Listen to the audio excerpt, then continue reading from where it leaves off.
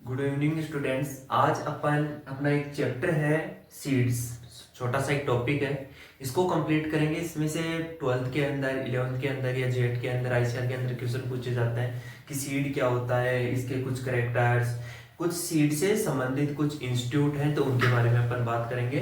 तो फर्स्ट अपन देखते हैं कि सीड क्या होता है या बीज क्या होता है। तो हिंदी के अंदर देखिए तो पुष्प के परिपक्व बीजांड को बीज कहते हैं, यानी पुष्प का जो परिपक्व बीजांड होता है उसी को क्या कहते हैं अपन, बीज कहते हैं। या सीड किसे कहते हैं, मेच्योर ओव्यूल और फ्लावर। जो फ्लावर का मेच्योर ओव्यूल होता है उसी को क्या बोलेंगे अपन, सीड बोलेंगे। नेक्स्ट, कोई भी vegetative parts like stem, roots या लीव्स जिसके द्वारा अनोदर प्लांट्स या दूसरा प्लांट प्रोड्यूस कर सकते हैं उसको क्या बोलेंगे अपन, सीड। यानी any vegetative parts like stem, roots, leaves which produce another plants, जिससे अपन अन्य पौधा बना सके उसी को क्या बोलेंगे अपन, सीड बोलेंगे। या पौधे का कोई भी वानस्पतिक भाग लाइक जैसे कि पत्ती, जड़, तना, जिससे नया पौधा बने उसी को क्या बोलेंगे अपन, सीड। फिर अपन बात करते हैं कि सीड से संबंधित कुछ इंस्टीट्यूट है, कौन कौन से इंस्टीट्यूट है, वो कब अप्लाई हुए थे, कब बने थे। तो फर्स्ट जो देखते हैं कि एनएससी। एनएससी की फुल फॉर्म है national seed corporation. National seed corporation ये कहां पर है, न्यू दिल्ली के अंदर है। ये लागू को मतलब कब बना था, सॉरी बना क्या था, कब इसकी इस्टेब्लिशमेंट कब हुआ था, 1963 के अंदर, 1963 के अंदर। नेक्स्ट अपन देखें एनएसए, नेशनल सीड एक्ट, ये बना था 1966 के अंदर। बना तो था 1966 के अंदर, नेशनल सीड एक्ट बना था 1966 के अंदर, बट ये लागू कब हुआ था, ये लागू हुआ था 2 अक्टूबर 1969 के अंदर, 2 अक्टूबर 1969 के अंदर ये लागू हुआ था।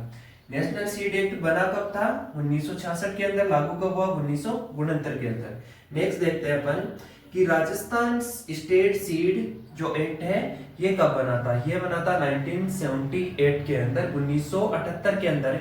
और यह इसका मुख्यालय कहां पर है, दुर्गापुरा, जयपुर के अंदर।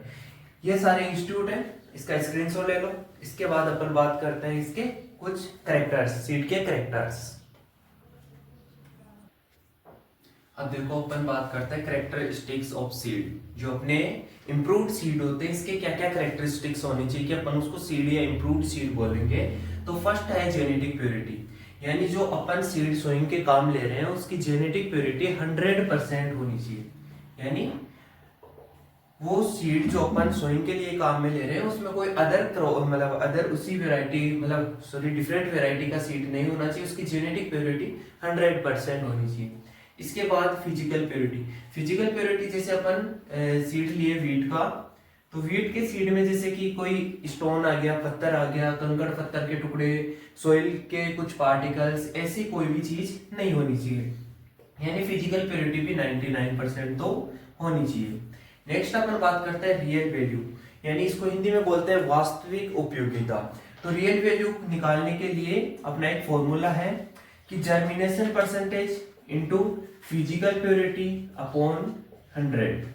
Germination percentage into physical purity percentage upon 100। इसको जब अपन कैलकुलेशन करेंगे तो आ जाएगी रियल वैल्यू।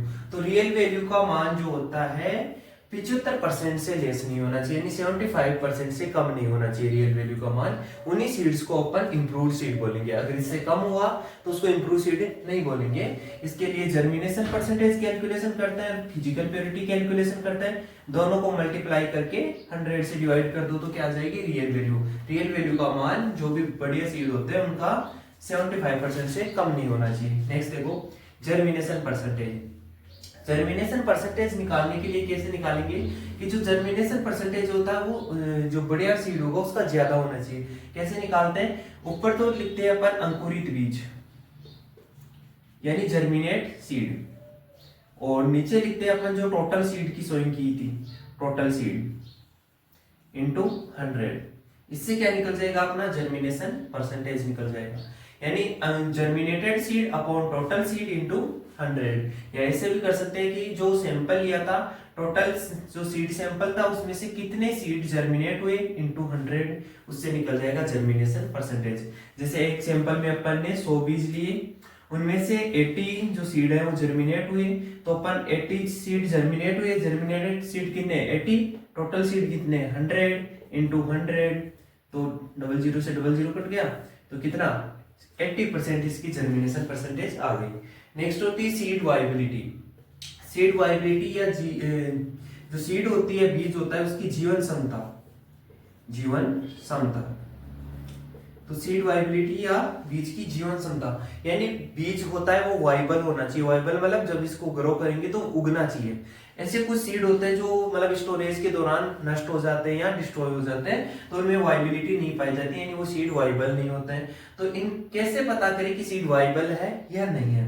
तो इसके लिए अपने मेनली दो टेस्ट काम में लेते हैं। एक होता है टेट्राजोलियम टेस्ट और एक होता है KMnO4 potassium permanganate test. Tetrazolium test में क्या करते हैं, इसको बायोलॉजिकल टेस्ट भी बोलते हैं।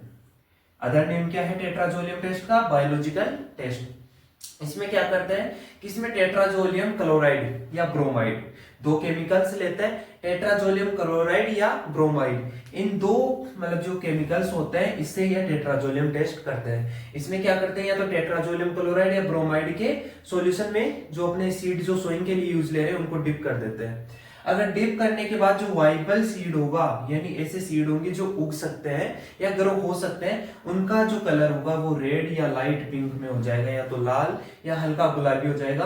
तो अपन मान सकते हैं कि ऐसे सीड क्या हो जाएंगे, जर्मिनेट हो जाएंगे, यानी वो सीड वाइबिलिटी अपने को पता लग जाएगी।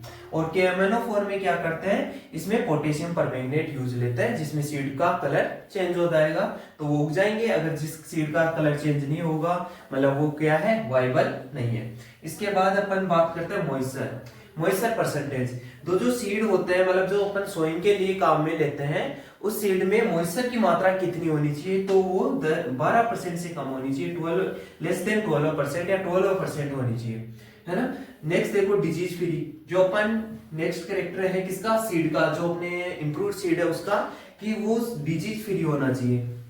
जैसे कि अपन कुछ स्पोर देखते हैं फंगस के, वो मतलब किसी सीड के साथ लग के अपन जब सीड सोइंग की उसके साथ चल गए तो डिजीज कॉज करेंगे, तो डिजीज फ्री होना चाहिए, उसमें डिजीज नहीं होनी चाहिए।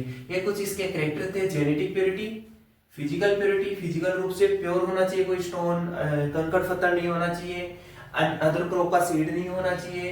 रियल वैल्यू है जो अपन germination percentage into physical purity into upon 100 इससे निकालेंगे। 75% से कम नहीं आना चाहिए।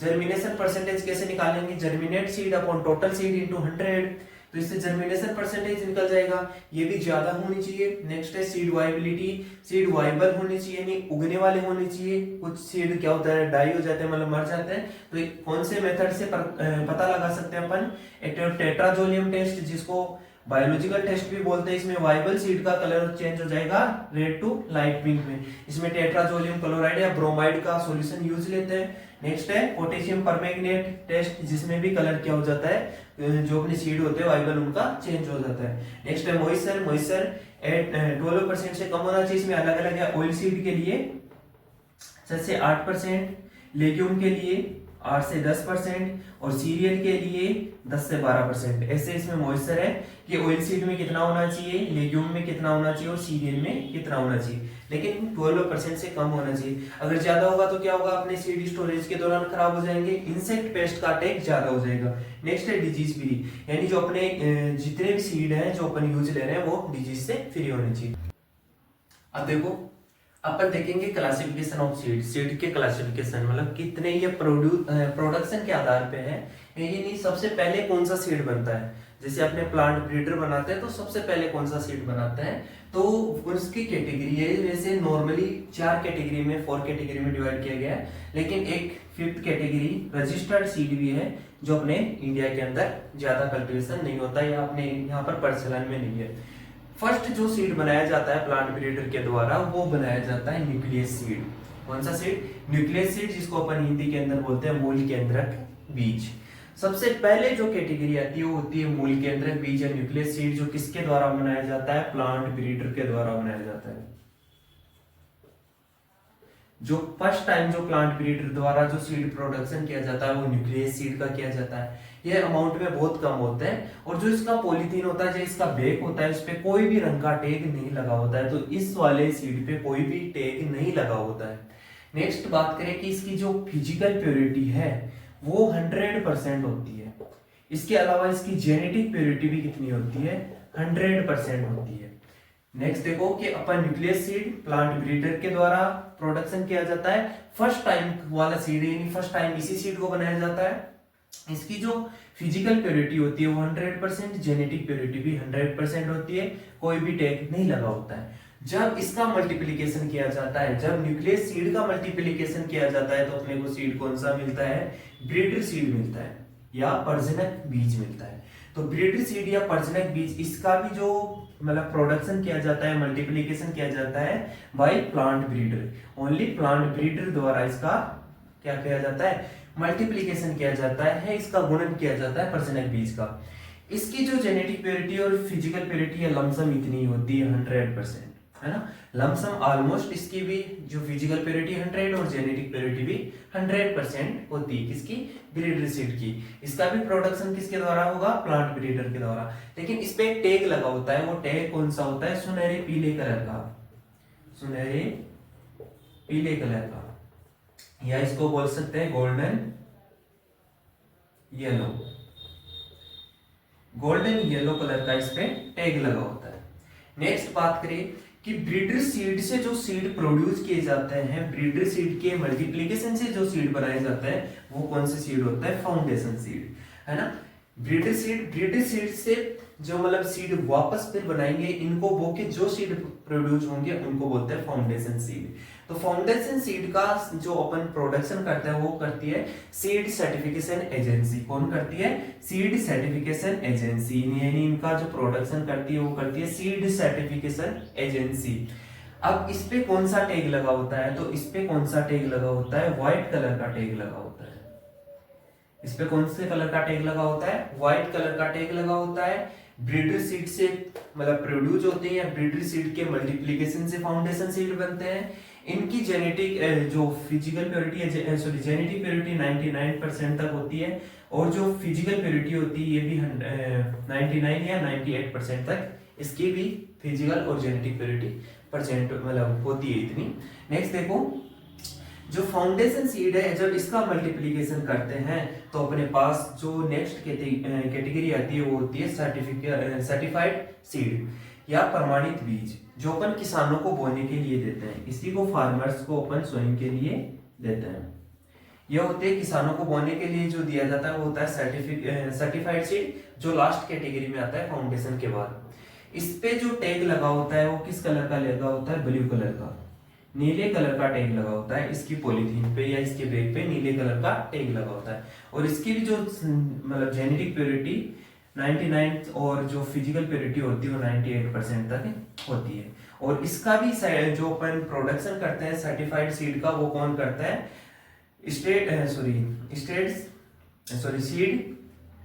Seed certification agency. इसका भी जो प्रोडक्शन करती है वो करती है सीड सर्टिफिकेशन एजेंसी, या कोई प्रोग्रेसिव फार्मर्स भी कर सकते हैं। नेक्स्ट देखो, अपन देखें कि न्यूक्लियस सीड से कौन सा सीड बना, ब्रीडर सीड। ब्रीडर सीड से कौन सा बनेगा, फाउंडेशन सीड, और फाउंडेशन सीड से कौन सा बनेगा, सर्टिफाइड सीड। एक होता है रजिस्टर्ड बीज या रजिस्टर्ड सीड, इसको बोलते हैं पंजीकृत बीज, जो दोनों कैटेगरी के मध्य का होता है। फाउंडेशन से बात करो, सर्टिफाइड से पहले की कैटेगरी का होता है रजिस्टर्ड, जिसको पंजीकृत बीज बोलते हैं। इस पे कौन से कलर का, बैंगनी कलर का इस पे टैग लगा होता है, पर्पल कलर का, पर्पल कलर का इस पे टैग लगा होता है ना, जो अपने भारत के अंदर इसका ज्यादा यूज नहीं दिया जाता है। तो आपसे क्वेश्चन आ जाए कि फाउंडेशन सीड का सोर्स है ब्रीडर सीड, ब्रीडर सीड का सोर्स है न्यूक्लियस सीड। न्यूक्लियस सीड से कौन सा सीड प्रोड्यूस होता है, ब्रीडर सीड, ब्रीडर सीड से फाउंडेशन, फाउंडेशन से सर्टिफाइड, है ना। यहां तक अपने सीड के टाइप्स कंप्लीट है। अब अपन नेक्स्ट देखते हैं। चलो, अपना नेक्स्ट टॉपिक है इम्प्रूव्ड सीड प्रोडक्शन टेक्निक। यानी इम्प्रूव्ड सीड क्या होता है, ऐसे सीड जो लोकल वेराइटी की तुलना में 10 to 15% प्रोडक्शन अधिक देते हैं, वो होता है इम्प्रूव्ड सीड या उत्तम बीज। इसको जो प्रोडक्शन करते हैं वो कौन करता है, प्लांट ब्रीडर करता है। तो तो कैसे करते हैं इसका प्रोडक्शन? तो फर्स्ट टाइम अपन देखते हैं कि सबसे पहले अपन सिलेक्शन ऑफ पेरेंट यानी पेरेंट का सिलेक्शन करते हैं, यानी इंप्रूव्ड सीड वाले जो पेरेंट्स होते हैं उनका सिलेक्शन करते हैं, जैसे कि P1 और P2 यानी दो पेरेंट्स का सिलेक्शन करते हैं जिनमें इंप्रूव्ड कैरेक्टर्स होते हैं। उसके फिर क्या करते हैं कि सेकंड जो स्टेज आती है उसमें करते हैं इमास्कुलेशन। इमास्कुलेशन का मतलब क्या होता है कि रिमूवल ऑफ मेल पार्ट, यानी जैसे फ्लावर है अपना, जो फ्लावर से जो मेल पार्ट होता है, जो पोलन ग्रेन होता है, इसको हटाना, ये क्या कहलाता है? इमास्कुलेशन या पुंसन कहलाता है। ये क्यों करते हैं अपन? ये इसलिए करते हैं कि ताकि जैसे अपने मेल जो फीमेल पार्ट है इसकी जो स्टिग्मा है यहाँ पर अपन जो पोलन ग्रेन गिरेंगे उसी के तो करेक्टर आएंगे, तो अपने को डिजायरेबल पोलन ग्रेन गिरने यानी दूसरे प्लांट के पोलन ग्रेन लाके यहाँ पर डालने, दूसरे जो प्लांट के पोलन ग्रेन है उससे इसको फर्टाइल कराना है, तो इसके पोलन ग्रेन को अपन क्या कर देंगे? रिमूव कर देंगे। इसी प्रोसेस को क्या बोलते हैं? इमास्कुलेशन। जब इनको रिमूव कर देंगे तो बाद में कि अपन कोई इंसेक्ट या कोई हनीबी कुछ भी आकर यहाँ पर दूसरे पोलन ग्रेन जो अपने लिए डिजायरेबल नहीं है वो ना डाल दे, इसलिए अपन क्या करते हैं? पूरे फ्लावर को क्या कर देते हैं? बेगिंग कर देते हैं। बेगिंग का मतलब क्या होता है? कवरिंग कर देते हैं। एक मतलब कॉटन का कपड़ा होता है या जो कागज का होता है उससे क्या कर देते हैं? इसको मतलब एक तरह से कवर कर देते हैं, जिसको बोलेंगे बेगिंग। तो बेगिंग क्यों करते हैं? अनवांछित या अनडिजायरेबल पोलन ग्रेन को रोकने के लिए। नेक्स्ट होता है टैगिंग। टैगिंग के अंदर क्या है? जो प्लांट होता है इस पे एक पॉलीथीन की या जैसे सीट लगा देते हैं, जिसपे लिखते हैं अपन कि अपन ने पोलन जो सॉरी प्लांट है इसको ग्रो कब किया था, सोइंग टाइम। इसके अलावा इसमें लिखते हैं कि फ्लोर कब आया, जो फ्लोरिंग टाइम है, इमास्कुलेशन कब किया, बेगिंग कब की, टैगिंग कब की, इसके F1 की हार्वेस्ट कब किया, ये सारी चीज इसके अंदर लिखी जाती है, उसको बोलते हैं टैगिंग। यानी यहाँ पर टैग लगा दिया जाता है, ये कौन सी वेराइटी थी, इसमें फर्टिलाइजेशन कब किया गया था, सारा आ जाएगा टैगिंग के अंदर। फिर आता है जब टैग लगा दिया, बेगिंग कर दी थी, जो पोलन ग्रेन थे इनको हटा दिया था, इमास्कुलेशन कर दिया था, तो जब जो फीमेल फ्लोर मेच्योर हो जाएगा उस टाइम पे अपन क्रॉसिंग है इसमें पॉलिनेशन करवाएंगे, यानी जो अपने डिजायरेबल पोलन ग्रेन्स हैं उनको लाएंगे और यहाँ पर डस्टिंग कर देंगे, छिड़क देंगे, जिससे इसमें क्या हो जाएगा? सीड फॉर्मेशन हो जाएगा। नेक्स्ट जब सीड फॉर्मेशन हो जाएगा, पूरी जो प्लांट है या जो क्रॉप है वो मेच्योर हो जाएगी, तब अपन करेंगे F1 का कलेक्शन, यानी F1 यानी फर्स्ट जो जनरेशन आएगी उसका कलेक्शन कर लेंगे।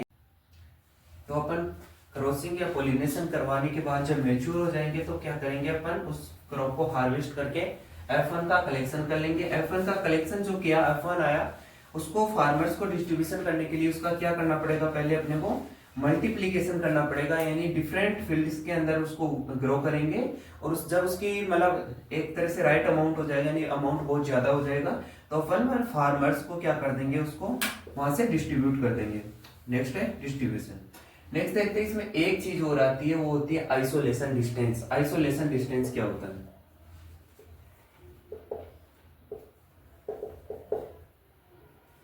जो आइसोलेशन डिस्टेंस होता है इसमें क्या होता है कि अपन ने दो गेहूं के फील्ड लगाए, एक ये फील्ड है और एक ये फील्ड है, यानी दोनों फील्ड किसके हैं? वीट के।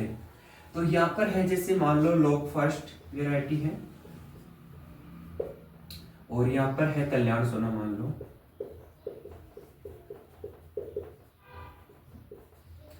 तो दोनों वेराइटी का जेनेटिक जो मटेरियल है वो अलग अलग है। क्रॉप तो सेम है, दोनों ही वीट है ना, लेकिन जेनेटिक मटेरियल अलग अलग है। कल्याण सोना का अलग होगा और लॉक फर्स्ट का अलग होगा। तो इन दोनों के मध्य जेनेटिक प्योरिटी मेंटेन करने के लिए, यानी जेनेटिक प्योरिटी बनी रही पूरी 100%, इसके लिए अपन क्या करते हैं कि इन दोनों के मध्य यानी same crop but different varieties के मध्य क्या रखते हैं? डिस्टेंस रखते हैं, कि यहाँ के पोलन ग्रेन इस क्रॉप पे ना जाए और इस जो क्रॉप के पोलन ग्रेन इधर ना जाए, इसलिए इन दोनों के मध्य जो रखी जाती है दूरी, उसी को बोलते हैं आइसोलेशन डिस्टेंस। यानी अपन टू डिफरेंट वेराइटीज के मध्य, सिमिलर करो बट टू डिफरेंट वेराइटीज के मध्य जेनेटिक प्योरिटी मेंटेन रखने के लिए जो डिस्टेंस रखी जाती है उसी को बोलते हैं आइसोलेशन डिस्टेंस। आगे समझ में? तो इसमें डिफरेंट क्रॉप में डिफरेंट जो मतलब आइसोलेशन डिस्टेंस है वो रखी जाती है, जैसे वीट बाले में 3 मीटर रखी जाती है ना। इसमें हाँ एक चीज और होती है कि अलग अलग होती है, जैसे कि अपन दो रखते हैं कि 3 और 3, तो फर्स्ट 3 होती है फाउंडेशन की और एक होती है सर्टिफाइड सीड की। सर्टिफाइड सीड की आइसोलेशन डिस्टेंस कम रखी जाती है, जबकि फाउंडेशन की ज्यादा रखी जाती है, क्योंकि अपने को ज्यादा जेनेटिक प्योरिटी मेंटेन कहां पर करनी पड़ती है, फाउंडेशन सीड में। जैसे सबसे पहले nucleus seed, breeder seed, foundation seed और सर्टिफाइड सीड। तो सबसे जेनेटिक प्योरिटी सबसे ज्यादा किसकी होती है, न्यूक्लियस की पूरी 100, ब्रीडर की भी 100, फाउंडेशन की लमसम 100% होती है, 99.99% हो सकती है ना, लेकिन इसके भी लमसम 100 ही मानते हैं। तो सबसे ज्यादा जेनेटिक प्योरिटी किसकी होगी, फाउंडेशन की। तो इसलिए अपन फाउंडेशन जो सीड, फाउंडेशन के दो फील्ड हैं, तो इनके मध्य दूरी ज्यादा रखेंगे, जबकि सर्टिफाइड के मध्य दूरी कम रखेंगे। इसलिए आपने देखा होगा कि जैसे किसी में रखी जाती है 500 फाउंडेशन की, तो सर्टिफाइड की, सॉरी 1000 फाउंडेशन की, तो सर्टिफाइड की 500 मीटर रखी जाती है। ऐसा क्यों, इसलिए क्योंकि इसमें जेनेटिक प्योरिटी कम भी होगी तो भी चलेगी, लेकिन फाउंडेशन में जेनेटिक पूरी 100% होनी चाहिए, है ना, 100 से 99.99%। इसके बाद नेक्स्ट है अपना सीड सैंपल, कि जब अपन सीड सैंपल लेते हैं तो सीड्स के कितने मतलब कितने वो लेंगे, जैसे कि टेस्ट वेट लेंगे, तो टेस्ट वेट में कितने सीड का वेट होता है और सीड इंडेक्स में कितने सीड का वेट होता है। तो टेस्ट वेट में 1000 जो सीड होता है इनका जो वेट होता है वही क्या कहलाता है, टेस्ट वेट कहलाता है। और सीड इंडेक्स क्या कहता है, 100 बीजों का भार। 100 बीजों का जो भार होता है, 100 सीड का वेट होता है, वही क्या कहलाता है, सीड इंडेक्स। ये समझ में आ गया। इसके बाद जो अपन सैंपल लेते हैं सीड का, वो 200 सीड लेते हैं, 200 सीड लेते हैं सीड सैंपल में, ISTA के अनुसार।